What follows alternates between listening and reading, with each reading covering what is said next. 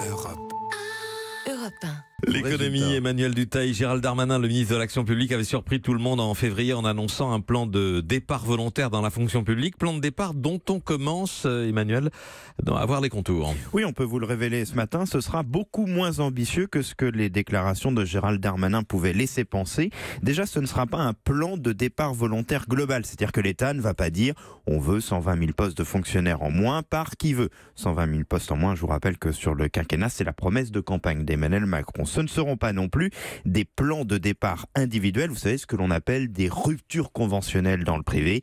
Il n'y aura pas non plus de plan de départ volontaire dans les secteurs où l'État recrute, comme par exemple à l'hôpital. Alors, à quoi ça va ressembler? Qui va être concerné? Eh bien, ça va être très circonscrit et très encadré. On devrait s'orienter vers des plans de départ volontaire collectifs. Ces plans pourront être proposés dans le cadre de la restructuration d'une administration ou si des organismes publics sont fusionnés et qu'il y a donc à ce moment-là d'importants doublons. Finalement, on est plus dans l'élargissement de dispositifs qui pouvaient déjà plus ou moins exister. Ça devrait donc rester plutôt limité. On est très très loin du grand soir, ce qui rassure les syndicats qui restent malgré tout sur leur garde. La question de l'emploi et du salaire sont au cœur de leurs revendications. Justement, une grosse journée d'action et de grève cette fois de tous les syndicats est prévue le 22 mai. Est-ce que le gouvernement pourrait faire un geste sur les salaires? Alors, ce qui est sûr, c'est que le fameux point d'indice qui sert de base à la rémunération des fonctionnaires ne devrait pas être relevé de sitôt. Le gouvernement préfère vraiment avancer sur la rémunération au mérite. En attendant, des gestes pourraient être envoyés dans les mois à venir. Bercy regarde en ce moment, par exemple,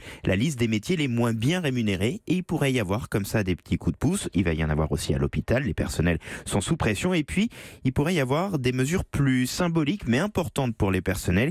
Il y a eu quelques surprises totalement imprévues dans la compensation à l'euro près de la hausse de la CSG qui est intervenu au 1er janvier dernier. Par exemple, c'est le salaire de janvier 2017 qui a été pris en compte comme base pour cette compensation. Du coup, si tel ou tel fonctionnaire avait été un petit peu augmenté entre-temps, il est perdant avec cette hausse de la CSG. Ça pourrait être vu, la base de compensation. Le but, c'est de déminer au maximum le mécontentement des syndicats de fonctionnaires, dans la limite, bien sûr, des marges de manœuvre budgétaires qui restent malgré tout très limitées. Emmanuel Dutheil, Vincent? Alors, il y a la transition digitale, le numérique qui chamboule la fonction publique. Vous avez tout à fait raison, ça bascule.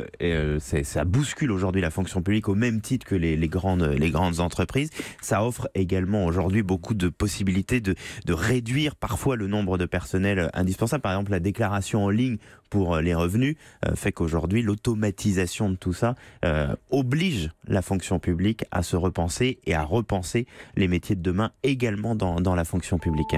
Europe. Europe 1.